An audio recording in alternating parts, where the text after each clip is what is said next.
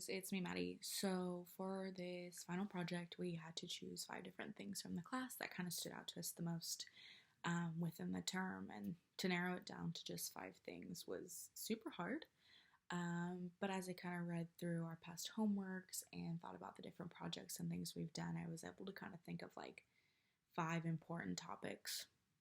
The first one about our deafblind class that really stood out to me was it takes a village um, for the deafblind community to go on shopping trips, to come to the campus, to do whatever. It takes a village. You have your SSP with you most of the time when they're going to do things, and then like coming on campus, seeing Yalitza, and she has like 3 or 4 different SSPs around her.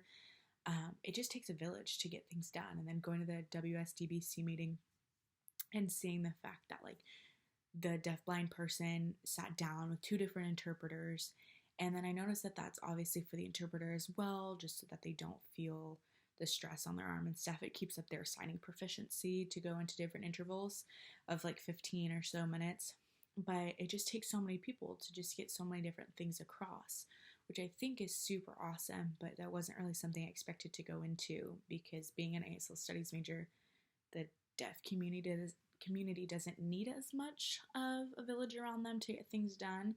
But I think it's super awesome the way that people team up together and just become so bonded, either as friends, as like great SSPs that the deafblind community counts on. I think that's super awesome.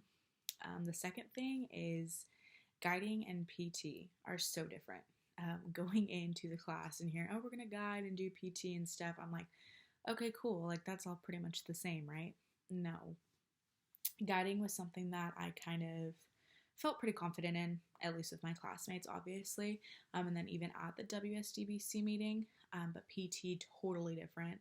I felt like I lost all my skills because obviously just ASL and PT are different. You have different kinds of signs, the way you go about them. So I was super scared doing PT, not only with our classmates, but with the match at the WSDBC meeting. And that was something throughout the term. I was like, okay, like your guide will most likely be like your SSP as well if you're in a situation, but your guide is there to take you and just make sure that, you know, like you can walk and not run into anything or do anything of that sort, but get you to where you need to go.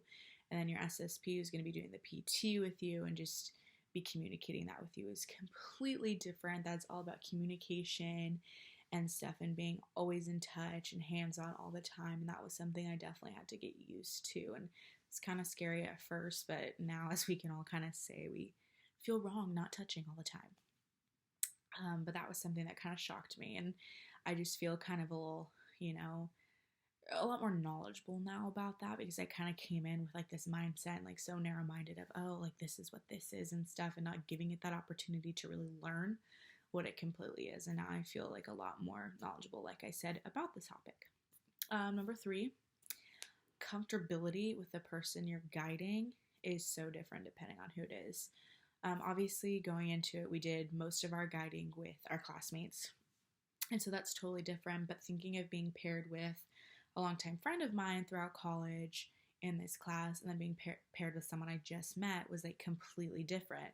Being paired with someone like Paige, for instance, was like super comfortable for me. I know her really well, so like being able to guide her or even her guide me was like totally fine. We were like, okay, cool. We know each other's signing skills, so we were able to pick up a little bit on that. If we did do any kind of like conversation during those simulations.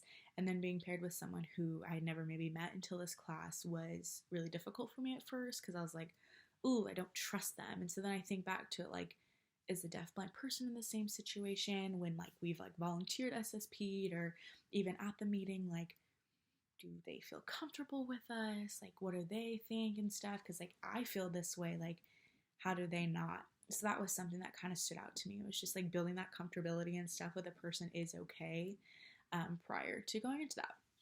Another thing we learned about was autonomy. Huge thing Yalitza always talks about and stuff. And just, I never really knew that definition before this class.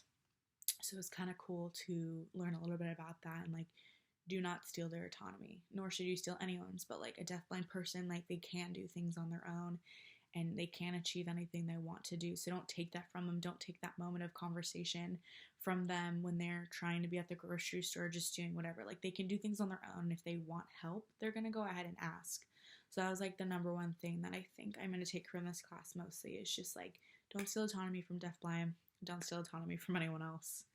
The last thing is being super knowledgeable on body positioning, especially when it comes to being an SSP and just doing PT conversations with your match.